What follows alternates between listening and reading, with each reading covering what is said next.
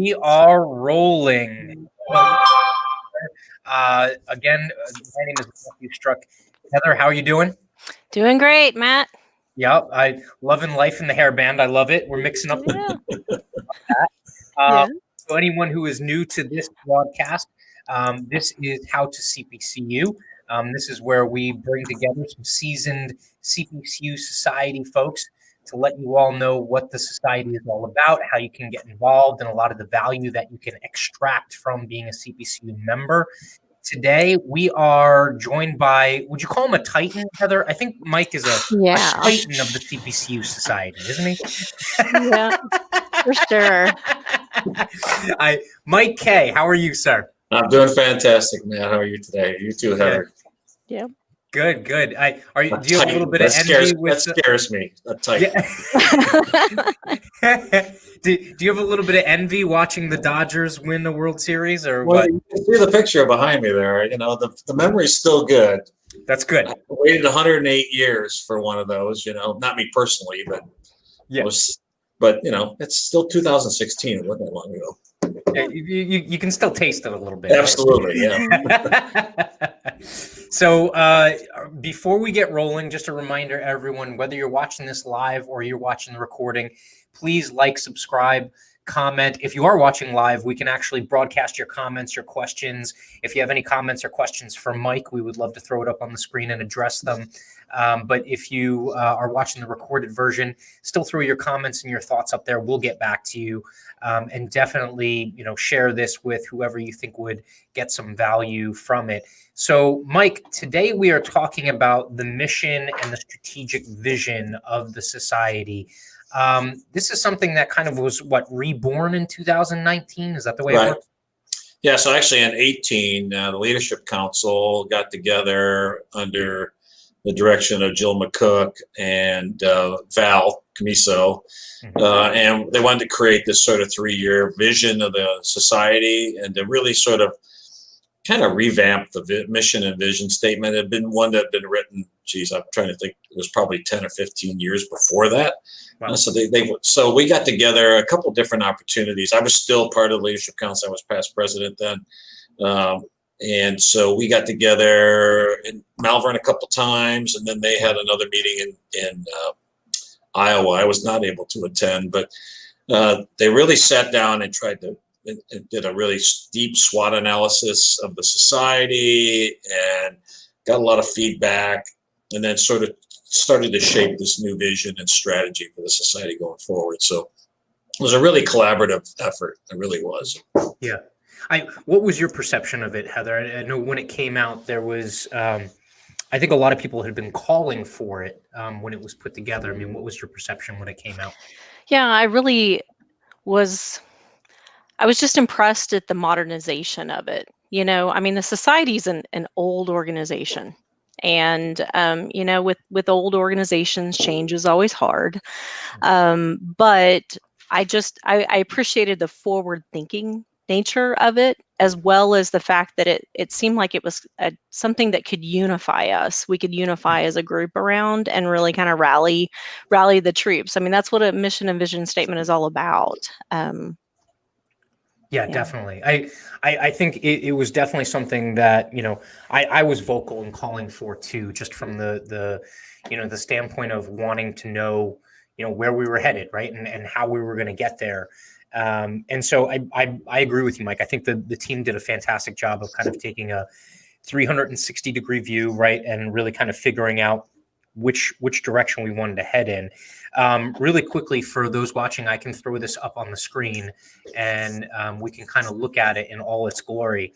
So this is the strategic mission for basically a 3-year time frame from 19 to 2021. The vision: we will be a premier inclusive community of risk and insurance professionals who shape the future of the industry. I love the future part, right? Like it wasn't just a present looking discussion. And that's really shaped a lot of the content and a lot of kind of the direction in the near term, right, Mike? Absolutely. I think one thing to focus too on is inclusive. I think that was really never, it wasn't part of prior vision statements. But I think it was certainly part of the fact that we had diversity and inclusion already as a committee that had been in place for many years, started by Marvin Kelly. He was really the first chair of that. Marvin went on to become society president, the first African American society president. But the inclusive part of that, we wanted to be certain that this was not, society is very exclusive in many ways because today you have to be a CPCU to be part of it. But we wanted to be sure that we shaped this vision to say inclusive. What will that look like in the future? We recently did a survey of all society members, sort of to try and help shape what the new society might look like and who will be part of that. So I think the inclusive part, and certainly the future. To me, the future means not only content, but who the leadership will be, right? As we go forward. Won't be guys like me, be more people like you and probably people younger than you guys that are going to be coming in. It's sort of help shape where we're going to be as an organization. Well, to Mike's credit, that's the reason why you're kind of here, right, Heather? What's funny is she shared the story about how you kind of tapped her on the shoulder at the first annual meeting that she went to. And you were like she thought you were some rando that was just kind of like trying to pick her up or something like that. Yeah. I shared that the last time around, Mike, that like you asked me what I was going to do with my designation. I mean, I'd made it to Hawaii and that was my, I was on a 10-year journey with my CPCU and I finally was like rallying all my friends Sure. and we're going to get to Hawaii together. We're going to do this. And we all, like a bunch of us got together and we did it and we finished it all up. And then I show up at the new designee, the little welcome party that they have, and I'm running around to all the fun stuff that they had us there, and you're just standing there behind a table and you're wearing this big white t-shirt, a lei around your neck. And I was like, who is this guy? And I'm just picking through the materials and and you just point blank asked me like, what are you going to do with your designation now? And I was like, oh, there's more to do. There's more to this whole thing. Yeah. And then that was kind of like, okay, that opened my eyes to this isn't just about a trip and this isn't just about the accolades and the recognition and the reward for that. It's a lifestyle and it's a passport to a lot of other things that you can do with your career. It's fun. My wife attends many of the annual meetings. I think I've missed 2. And since I've been a CPCU in '96, and she goes to many of them. And the first few was difficult for her because I'd go to those kind of sessions, and then I'd say, "Okay, I'll be back," and I would just go. I go around and talk to people. I want to know the same question I asked you, Heather. I've asked 1,000 times at every annual meeting because if you don't ask people, they're not going to get involved, right? So you have to kind of prod them along. And if you're there, you're probably there for a reason. If you don't want to be involved, that's okay. No, not really. We still like you involved, but that's such an important part. Man, I used to tell my wife, yeah, I'm going to go, I'm heading out to, kiss some more babies and shake hands, try to get more, do some more recruiting. No, that's awesome. I think that's awesome. And that really speaks to that idea of, shaping the future. And then I think it's echoed a little bit in the mission, right? Like, so the 2 things that pop out for me on the mission is basically the idea that this is a global community, which is absolutely fantastic, right? This is not a small pond that we draw from. And then the other big thing that pops out to me is that ethical standard piece right at the very end, right? I think that's one of the things that I pitch to fellow brokers is, the other designations or the other credentials that you can get within the industry, they don't really necessarily have that big kind of focus on the ethical piece. They might kind of like play lip service to it. But I mean, what's your thought on those 2 pieces? Well, if Anthony Feinberg and Tony Cabot were here, they'd be thrilled because every time we say national, they'd say global or worldwide or whatever. So I mean, that was a big jump for us because we are global. I mean, we're everywhere now, not just in Europe, but Japan and Korea. And there's talk about doing some, there's been a lot of talk about India. There's a lot of CPCUs in India. So, I mean, that opens the possibilities for any CPC, right? The fact that we're global and we're recognized globally. I think that's one thing the Institute certainly has done, and the society as well has sort of opened those doors, which means huge opportunity for people. I've talked to a lot of young people that want to get into aspects of our industry because they want to do global type work. And they're open to go into Europe or wherever the opportunities strike them to further gain more knowledge about our industry. I mean, what organization do you know that has an ethics committee? Right. I'm a CIC. They don't have one. I can tell you that. No offense to Bill Holt. I love Bill Holt. I love that whole program. But they don't. But we have an ethics committee. We have a group of people that get together 8 times a year and talk about how do we keep ethics. I mean, it is the standard. We all swear an oath, if you will, to the society. And we speak about ethics. One of the classes everybody has to take is an ethics course.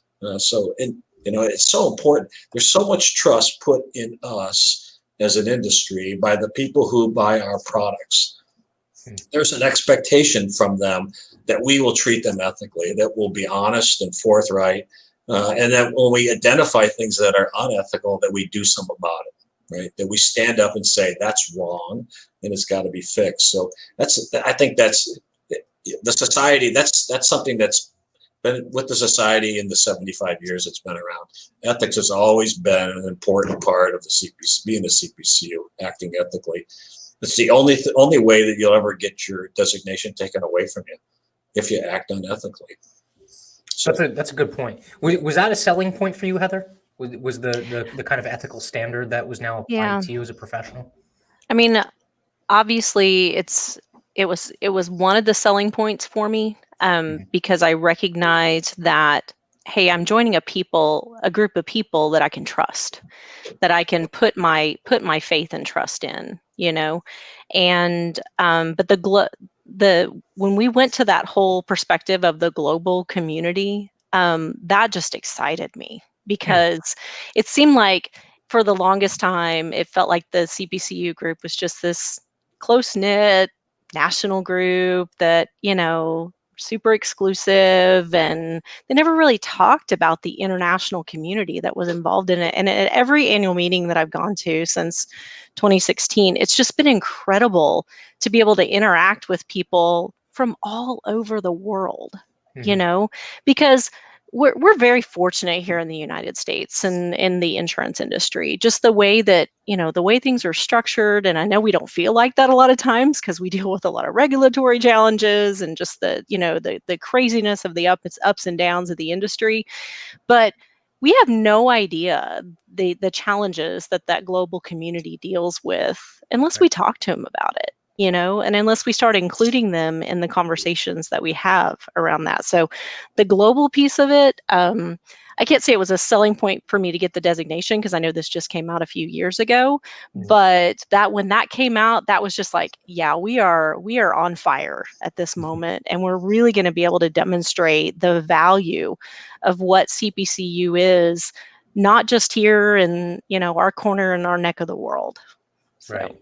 Yeah, no, I thought that was only, I don't know if you caught it, Mike, or you caught it, Heather. There's been a couple of webinars now that the society that has put on that have truly kind of embraced that global aspect of things. One that I can remember was a while ago, but it was, to your point about the number of CPCUs and just insurance professionals in India was, kind of the lay of the land of the Indian insurance market. And they do things not completely differently, but there are some idiosyncrasies to doing insurance business in India. And it was fantastic being able to be exposed to that and, not necessarily have to move there and work in the industry to kind of get that information and firsthand, talk with or be taught by other people that, again, are, extremely well educated, held by that ethical standard, and they're telling you the lay of the land where they work. And it was a fantastic window into kind of like a different world almost when it comes to insurance. Yeah, it's interesting how it kind of backed into that, because there are so many companies in India that do work, right, for U.S. based insurers, right? Yeah. It's sort of the outsource between India and Manila, the Philippines, I should say, and China. I mean, not as much in China because there are some issues with the Chinese government.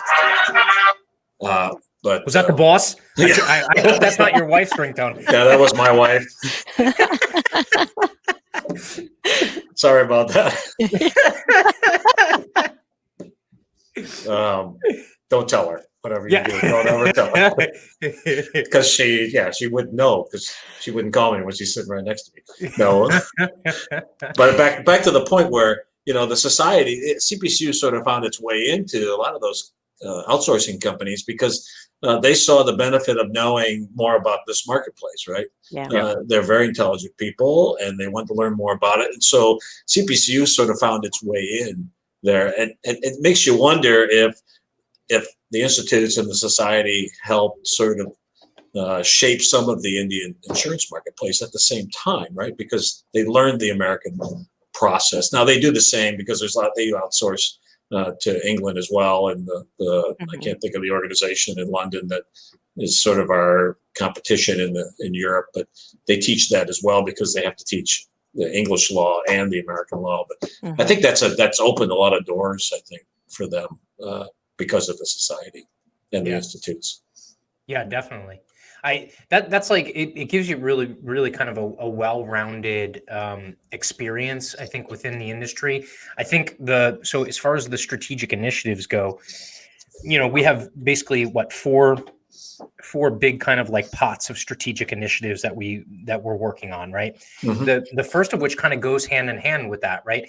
It's community based, and the idea that we're not just kind of a group of folks who are, we call ourselves professionals, but we just kind of like fill a role. The idea that there's actually some thought leadership involved, or actually a lot of thought leadership involved in being in the society. I think you've taken a big bite of that apple, Heather being like a presenter, Mike, you being a former president of the society. I mean, I think you've taught probably more sessions than maybe anyone. I don't know. Do they even keep a tote board of that? I don't know. I think Rita is long past me now. Oh, really? But I can remember, like, we've had informational sessions on things that are cutting edge, future looking. A ton of folks have spun off to being authors, founding their own companies and consulting firms. That does not exist in an organization where it's just a bunch of kind of like cogs in the machine, right? Like the folks that you're surrounded by in this society, and maybe I'm taking the wind out of your sails, or kind of like stepping on what you might say, but the folks that you meet in this society they're like the best of the best, and they're literally changing the industry, or as the industry changes, they're the ones that are kind of anticipating that change going forward. I mean, has that always been the case, Mike, or has there kind of been like a resurgence of that? I think there's been a resurgence of it. I think in the past we've had others who've been published, but I don't know that to the extent today. We had a past president years ago, Jim Britt. He's written a couple books. Don Herzler is another who's written a couple books, mostly in leadership type activities. But you think about who we have today, Rob Galbraith, who the most interesting man in insurance. I knew him before then. By the way, I still want to know who gave him that credential. He gave it to himself. Yeah, it's very suspect. Don't tell him I said that. No. But you have him and Tony and Bill Wilson. He's a writing machine. Whenever I have a claims question, I call Bill, or I send him an email because he's so knowledgeable. But we had guys before that. There was a guy years ago by the name of Don Malecki who wrote for Rough Notes. Every Rough Notes issue, there was Malecki on insurance. They published a book of every article he ever wrote. He passed not long ago, but he was another very prolific writer. When I talk to new designees, just CPCUs in general, but when I would talk to new designees at a conferment in a chapter somewhere, I would always say, when you're in the room and you have those 4 letters after your name, everybody else in the room is looking for you for the answers. And so you have to prepare yourself for that, because now you're at a different level. There's an expectation to being a CPCU that you're knowledgeable. And not just because you studied all this stuff and you passed, but that you stay that way, right? And so I think that's part of what this is talking about, is that the thought leaders are really all of us if we focus on it, right? Because everybody has some expertise. I mean, Heather's a great writer. Matt, you do an amazing job with podcasts and this sort of stuff, and you write a lot as well. That's what expectations should be of every CPCU. Everybody has some knowledge, deep knowledge in something. Share it with others, because that's what we're here for. We're here to help other people at all times, right? We attest to that every time we get together as a group. And that means not just sharing with other CPCUs, but sharing with the industry as a whole. So I've done that. I did the presentation on imagery, and I've already done it 3 times since then. Not to CPCU people, but to other people, because I'm passionate about that, and I've done a lot of research. I understand it, and it's important to share that with other people so that they can, if they're thinking about that, they can get to the next level. And that's what I think. That's really the basis behind this, is that we're all thought leaders, every one of us. The fact that we went through this and we continue to go and continue to learn, that we can step up and be more, share more of what we know. Yeah. I'm waiting for your book, Heather. Oh, I know. That's, this year's Inter-Risk conference, and the guy that talked about the keynote speaker, and he just threw that out there of, you got to get your big goal, basically. And I was like, okay, 2021, that's my year. And I've already started penning some things out and really kind of putting that together. But what I love about that goal 1, though, what stuck out to me, not just that we're expected to be that community of risk and insurance thought leaders, was we need to really develop the strategies that are going to engage the next generation. It's our duty as CPCUs to focus on that, because we're not all going to be around forever. And in truth, we kind of have a little bit of a gap in, especially like the millennial generation and everything, because we didn't tell our story very well for a while. And people thought that insurance is kind of boring and there's not really cool stuff to do in it. Now that story is changing, and the tide is changing on that. But we have generations of people that are going to be coming up into the industry that we owe a duty to make sure that they recognize how fantastic it is to be a part of this industry, and also go after the things that we've all gone after with our designations and everything else. So that's the piece of the number 1 goal that stuck out to me, because being a CPCU means that you do that. That's your job, to make sure that everybody else knows how important it is to engage in your industry and engage with communities like the CPCU Society. Yeah, most definitely. So Heather, here's my challenge. I already wrote 7 chapters. I only have 8 to go. So I sort of have a little bit of a edge on you, but once this semester ends in 2 weeks, I am powering down. When I get going, there's no stopping. So my goal is very early in 21, I'll be done. All right. Book 1, and I already have book 2 in mind. Cool. Awesome. Yeah. We got now, what is the nature of the book, Mike? Are you going to be the Stephen King of insurance, or is this like lessons from the master? Is that what it is? Yeah. Actually, it is. Yeah. It's very simple stuff, man. It's about leadership. In my view, is not genetic.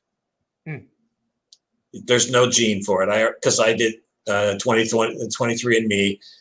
And they didn't find a leadership gene, and I've been doing this for 40 years. So it's not genetic. It's a learned behavior, just like everything, right? I watch my grandchildren grow right now, and I watch them develop, and they mime everything. And so the premise of this is that we've all had great leaders that we've worked for over the years. And there's probably an attribute from every one of those that you thought, wow, that really motivated, that made me feel good. Like, I worked for someone who really trusted me to do things, I want to be that person too. So how did that person influence me? And can I get that same behavior and influence other people the same way? And it works. So the book is sort of talking about that. It's a lot of stories. If you guys know me, I tell stories. It's a lot of stories about those people. But the importance of that is that book one is sort of sets the stage for, you can do this, because this guy from Oak Park, Illinois, could figure it out and become reasonably successful as a leader. You can do the same thing. Book two will help you start the process. Awesome. I'm looking forward to it. Well, Yeah. we'll have to like find some way to get you some publicity too, either on this channel or wherever, once that hits the presses. So we're definitely gonna have to work on that. All right. So let's push on to goal two. All right. I think goal two is really important from the standpoint of, right, it speaks directly to employers, and talks about one, the inclusivity, right, of the society, what it is, and what we're building it to be in the future, which is a big focus right now, understandably so. Okay, and then the second aspect of it being an investment in the employees. What makes me think of, or what I think of when I look at this second goal is the meme or the quote when it's like, the CFO asking, well, what if we invest in our employees and train them up and they leave, and the CEO's like, well, what if we don't? Like that trade-off is a big one that I think kind of like gets missed quite often.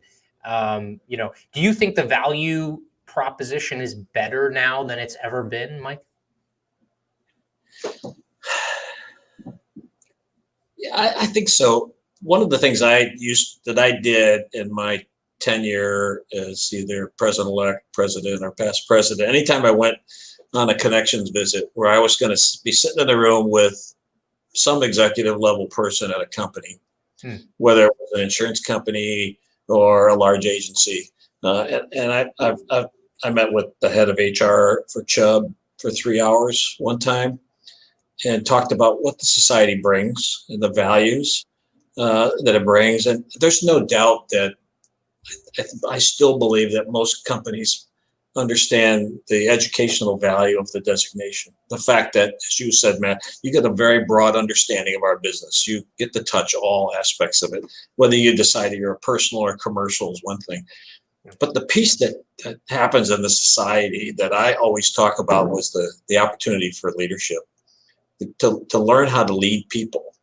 And probably the most difficult way to do it. People that you can't fire, you don't do their performance review, and you don't give them a raise, right? Because they're all volunteers, right? But if you can lead people in those circumstances, that's skills that it's hard to get if you're it's not like wrangling cats. That's exactly. And then you throw into that the content that we provide. We've got so many great presenters that talk about just different aspects of leadership, how to deal with people, the skill sets that aren't being taught today at most companies. Not everyone. There's big companies that still do it, but my company doesn't teach leadership. We're 200 employees. But I have managers who are CPCUs. And they're getting their leadership training by attending leadership opportunities, and what little nuggets I can share with them. But that's a big aspect of, I think, the society that we often miss when we talk to employers of the value. If you want people to get experience in leading, then what a better place to do it than through the society. They can hone those skills, so then they're better prepared. Now, the other challenge is to get the leadership of those companies to recognize that if Heather led an interest group, which you know what that's like, Heather, interest groups are really like wrangling cats. But to understand what you had to go through to do that, how to be successful at that, how that translates over. If I have an opportunity to take someone who I know is a quality person, that know the job, and they've gotten that kind of experience someplace else that will translate over into my company, I would rather hire a person that I know than go to the street and try and find somebody to fill a role that I don't know, because that's a hit or miss. If I know Matt does a great job as an agent and I want Matt to be a sales leader, a sales manager, I'm going to go send him someplace so he can get some experience leading people. Those skills are transferable over into the opportunity to be a sales manager. That's a hard place for a lot of people to get to. It really is. But I think that's part of the responsibility of the society, every CPCU, to do that, to really help leadership in companies understand that we can help them with that, and it costs them $200 a year. Yeah. I mean, is that kind of your impression, Heather? I mean, I know your employer incentivized you to get the CPCU, right? But there was a lot more behind it than just kind of getting the letters, right? Like, Oh, yeah. I mean, It's the most reasonable leadership development program, reasonably priced and most cost-effective leadership development program that is specific to our industry too. You know, and I don't know, obviously we're in the age of cost cutting and expense cutting, and we live in this time where employers are often looking at, okay, what has to go in order for us to keep operating the way that we are.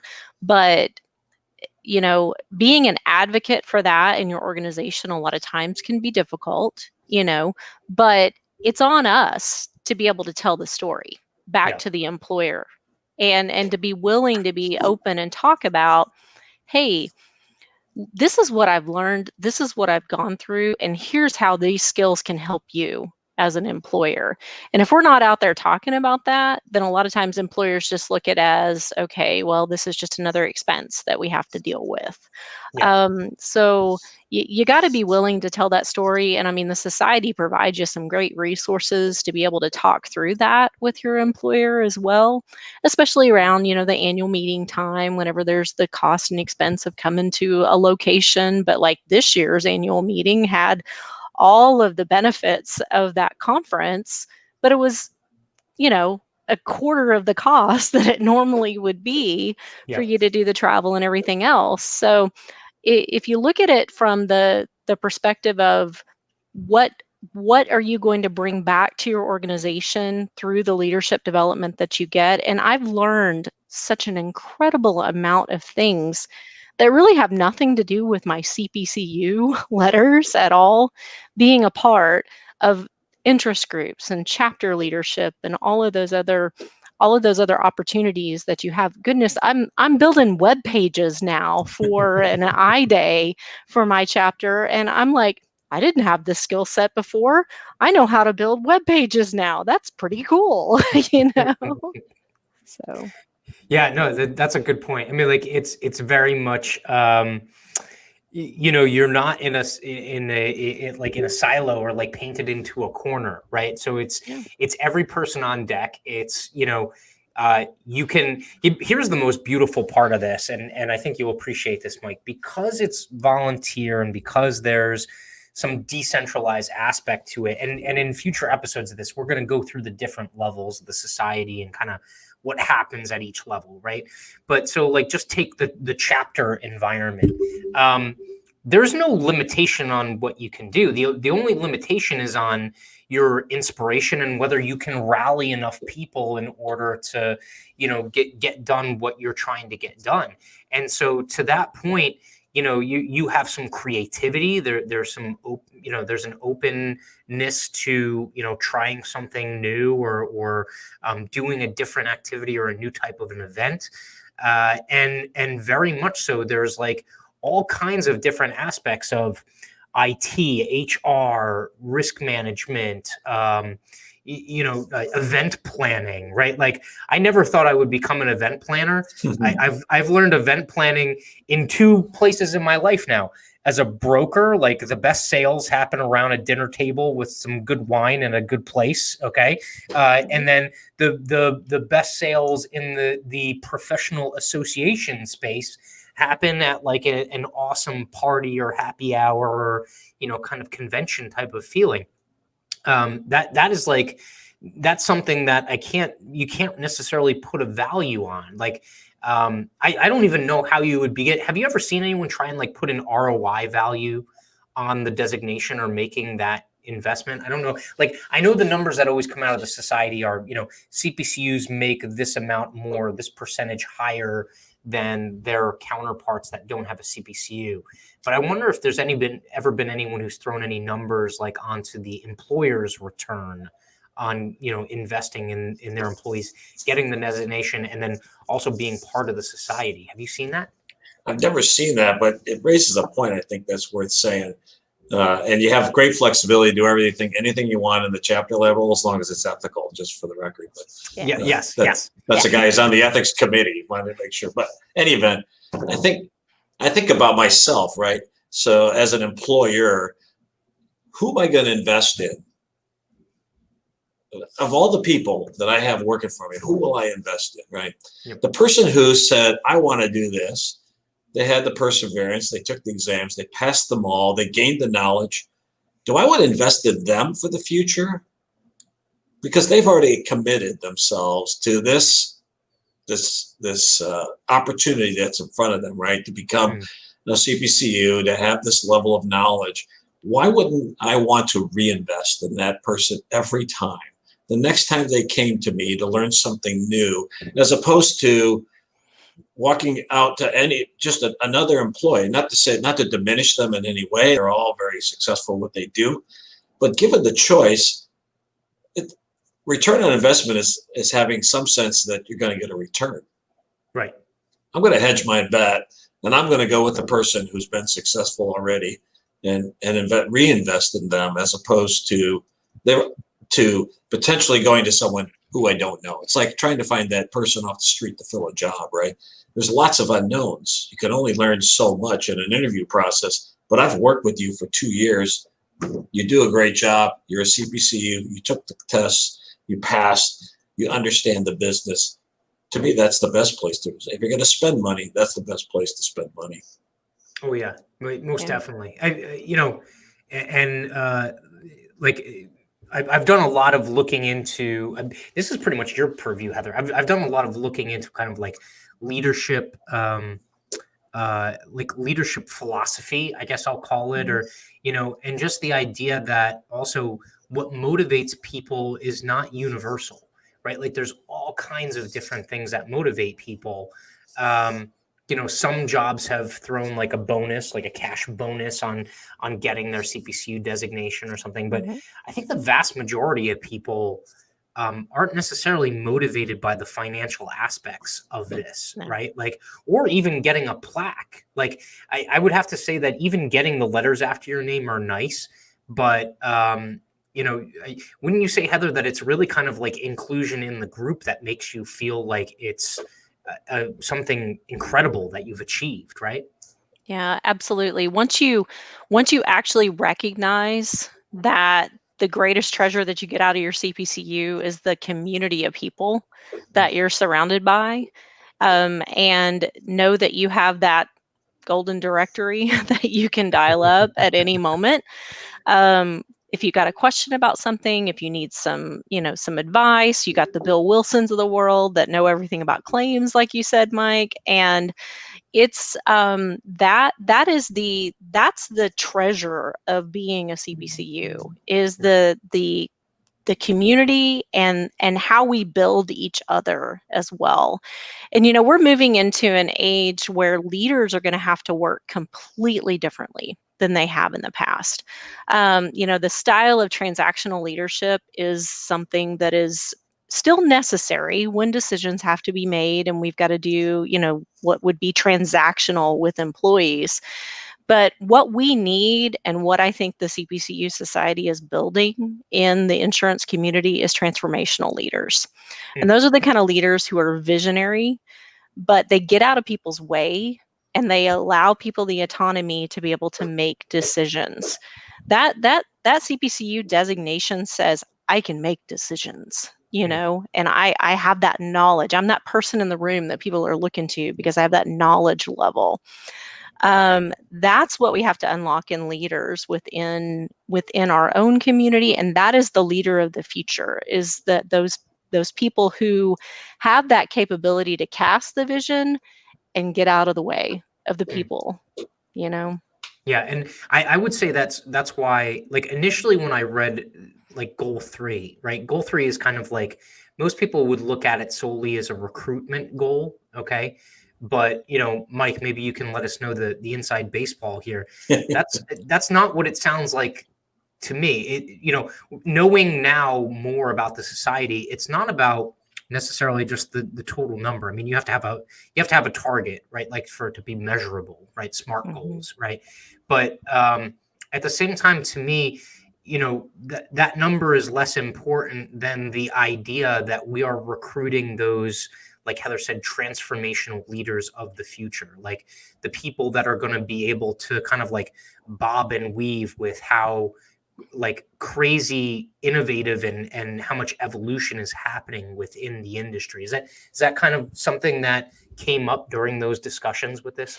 Yeah, absolutely. I think, Heather, you framed that really well with what the leader of the future needs to be. Um, I prescribe to that methodology. Frankly, I've done it for years. You hire good people, you make sure they know what they're doing, you check, make sure they know what they're doing, then you get the hell out of the way and let them do it, and then you're there to catch them, right? Yeah. Because we're going to make mistakes. We're human, right? So they're going to make mistakes. And if you have the right people, they're going to do that. This goal, I think, is, you got to have a number, right? There's got to be a base sort of concept of what the society looks like.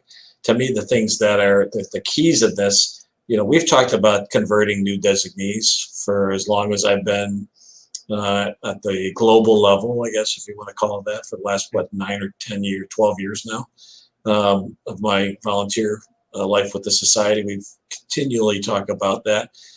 I don't know. I think we've talked about it, but we haven't talked about it the way you talked about it, Heather. And that's the sense of understanding that the generation that's coming into the society right now has a different expectation, right? Yeah. Absolutely do. I think a part and parcel that'll help us understand that is the survey that was just completed. I'm not privileged to the information of the survey. I'm kind of, being a past president, I don't get the same feedback. But I would argue, I did the survey. I could read between the lines. I think we're trying to better understand that. I think the other part of that is this whole diverse part of it as well, and it's in the vision statement as well. This diversity of membership. We need to make sure that everybody feels like they're included. I think the faces of the society are changing in a very positive way. If you attend any of the inter-risk meetings or webinars, or if you participate in the happy hour on Friday nights, it's a very diverse group of people right now, much more diverse than it was when I first got involved at the global level of the society. And that's a very, very positive thing, because that's who we are as an industry as well. And so I think that's two parts of this that I think that are really important to this goal is, we need to convert new designees. We need to give them a reason to be part of this, right? To have the same passion that all three of us have about the society. Partly, and I would tell you that most of us had no idea, right? We went to a conference exercise and we had no idea. I mean, I've told a story. I hardly went to any of the meetings. I did the conferment, and my wife and I traveled all over New York City. It wasn't until I got back to Chicago and the claims VP took me to a chapter meeting that I realized what the society was all about. And then I realized I want to be with these people. These people are, these people are really smart. They're a lot smarter than I am. This can help me. So I think that's the piece that we're really trying to get our arms around. And so we have Rob Galbraith, the most interesting man in insurance, heading up a new membership concept, a membership committee now, which I think, we've had them in the past, but the focus is changing, I think, for a much more positive way in terms of attracting people. And it has to work because we need the young people to be part of the society. Absolutely need them, because people like me aren't going to be around forever. I mean, I'd like to be, but it's not likely. You'll be the only one, Mike. Yeah, I know. Right. I The don't, I world don't, will The crumble. Titan. there's There will always be Mike. there's no picture in the attic right now. The picture is sitting right in front of you. No, I love all of those points. I love all those points. The last goal is the social responsibility piece, and you kind of hit on it earlier. This is like, it's really weird because we deal in the world of financial products, okay, Mhm. but this is not the Wall Street world of financial products, right? Like, we deal in a world of financial products that are focused on a very altruistic value that they bring, like a very kind of humanitarian and socially responsible aspect to what the purpose of those products are. And in turn, I've noticed that, of all the various kind of groups that I'm a part of, one of the most socially active, responsible, giving back groups are people within the insurance industry. Yeah. And I think it just comes from that nature of the world that we live in. I mean, you do a ton of volunteer work, right, Heather? Or at the very least, you're ending up in groups and initiatives, whether it be the chapter or the IG, where the intent is to give back, right? Yeah. I mean, volunteerism and the give back piece to society is probably one of the most important things for me with being a CPCU, because it's not just about passing on the learning that you have, and it's about giving back to a community that I believe in and that Mm. I have faith and trust, and that I truly believe that insurance makes the world go round. I mean, there's so many functions of society that would not exist without insurance. Yeah. And so we need people who believe in that social responsibility onus. Like, it's an accountability piece for us as an organization.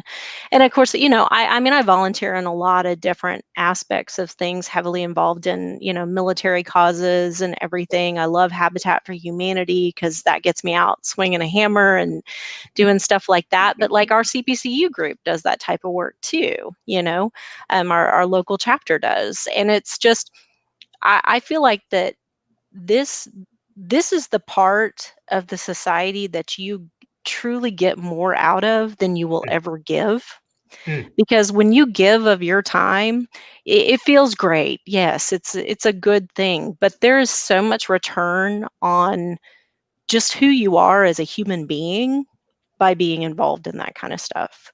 And this gets to, like, our human skill sets that we continue to have to develop as we grow and become who we want to be when we grow up. That's a continuous journey for us.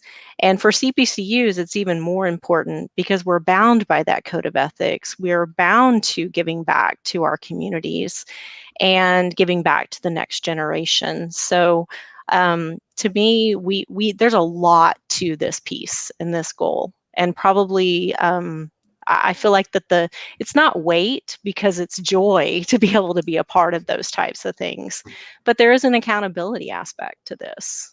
Yeah. I want the world to be a better place when I leave Mm. it. So That's an awesome perspective. Yeah. yeah. I mean, Mike, that's always been there, right? Like, the give back has always been kind of a component of this. Yeah, it was sort of buried in the chapter sort of world of the society. And I think the purpose of this goal was to elevate it throughout the entire society. So if you notice at the last couple of annual meetings, we've had events, social events. You think about our business. Yeah, we're here to help people, right? Whether they have a car accident, their house burns down, they have a commercial claim, right? We're here to put people's lives back together, right? Put them back to the place they were before the loss. Right. That's what we're about. Most people don't ever experience that about us, right? In our business, thankfully, that most people don't have claims. Otherwise, they pay a lot more for what it is, or we wouldn't be in business, right? But insurance is like, Heather, like you said, nothing happens without it in this country. You can't buy a house. You can't drive a car in Florida without insurance. You can't because they'll take your license plates off your car in this state. So it's so I don't know. I've I've heard in Florida they just cut out a piece of cardboard and write some numbers on it. That's not the way it works. Well, Yeah. I've seen some cars that look like that. Color printers are a wonderful thing. Yeah. But I would tell you that I think, this is my 25th year as a volunteer in the society. 25 continuous years where I've been involved in one aspect or another. And like you said, Heather, I love it. And this is not the only organization I volunteer for. I spent 9 years with another organization where I went through all the chairs, 9 consecutive years. It was never a drudgery for me because, as you say, the giving back is the important thing, right? That's why I keep doing it, because I get the best satisfaction when I see other people get involved in too. Right. So if I walk up to you at a new designee open house and say, what are you going to do with your CPCU? It's on purpose because you've joined the club. You're part of this organization, and there's a responsibility that comes with that. And that means be engaged, right? Be involved, help other people. We say that, one of the things we say is we put others' interests before our own. I learned that from my father. My father taught me that years ago. And I've done it. And like you, I'm heavily involved in Habitat for Humanity because I like to build things and swing a hammer and, work up a good sweat on a Saturday morning. But I'm involved in so many other organizations too. We do food banks here. One of the things I look for in a company, and all the companies I work for, is how engaged are they in the community? Yep. It's so important to me. And I'm involved in every one of the projects, whatever they do, I'm involved. Because to me, that's an important part of what we can do as an industry, is to be noticed for what we do in the community. Because a lot of people don't think very highly of us. Right? They only think about we charge too much money or we cancel their insurance or whatever. But they really don't recognize that we're just like everyone else. But we want to do something above and beyond what we do. The society gives you so many opportunities to do that. And so, yeah, I used to think I was the greatest recruiter in the world until I met Elaine George, and now she recruits me, which it's like the teacher being recruited by the student now, right? Now hold on, Elaine's recruitment methods are a lot different than yours. Yeah. They're fantastic. It's kind of like, so you're going to do this, right? Yeah, mine's a little bit more. Mine's not as passive aggressive, right? Yeah. I think in a former life, Elaine might have been like a bagman for the mob. I'm just saying.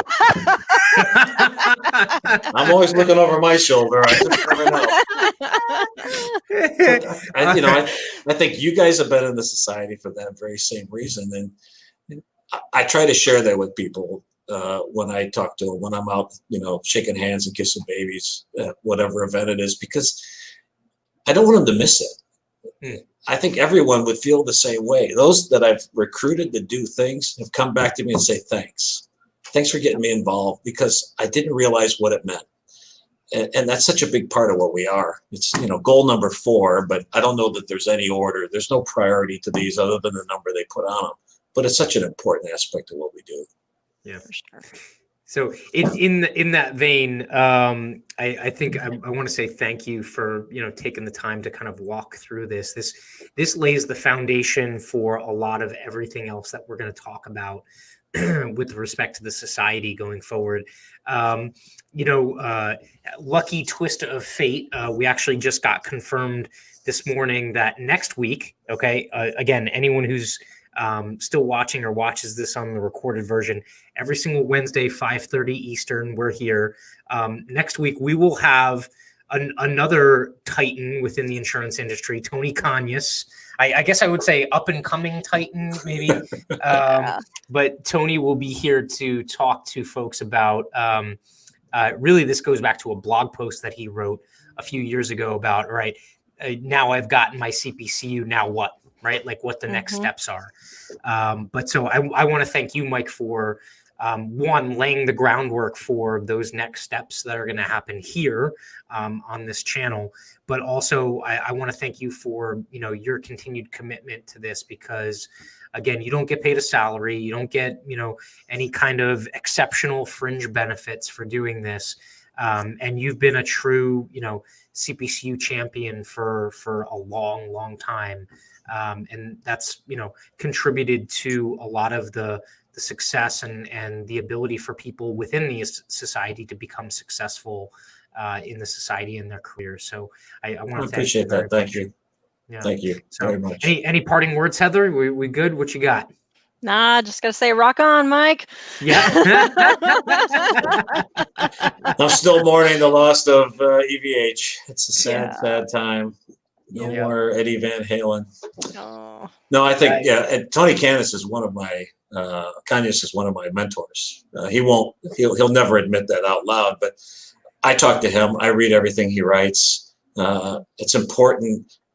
He has an important message to share, and he reaches people differently than I would ever reach them.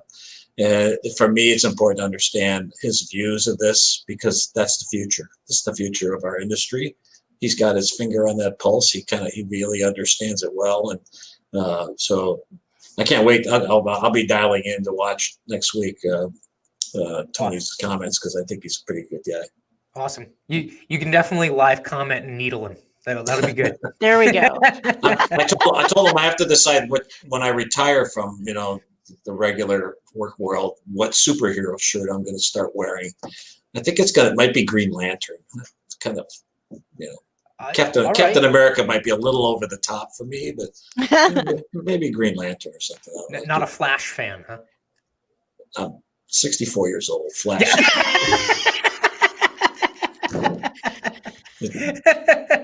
There's no Flash anymore.